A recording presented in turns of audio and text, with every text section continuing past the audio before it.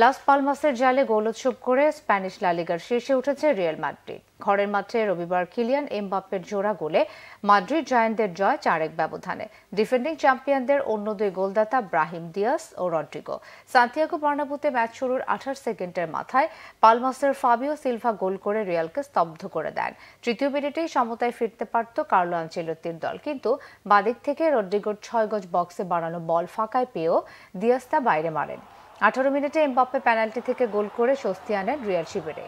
D বক্সে Rodrigo ফাউলের শিকার হয়েছিলেন। ভিনিসিয়াসের নিষেধাজ্ঞায় একাদশে ঢোকা দিয়াস 31 মিনিটে স্বাগতিকদের এগিয়ে নেন। ডি বক্সের বাইরে থেকে এমবাপ্পের শট গোলরক্ষক ফেরানোর পর লুকাস ভাস্কেসের পাসে স্লাইডে ফাঁকা জালে বল পাঠান স্প্যানিশ মিডফিল্ডার। 3 মিনিটের মধ্যে রড্রিগোর পাস থেকে এমবাপ্পে ফের গোল করে লিড আরও বাড়িয়ে দেন।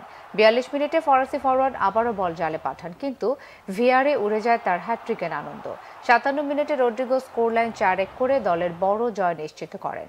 শীর্ষে ফেরা রিয়াল 20 ম্যাচে 46 পয়েন্ট নিয়ে অ্যাটলেটিকো মাদ্রিদকে 2 ও বার্সেলোনাকে 7 পয়েন্ট দূরে রাখল।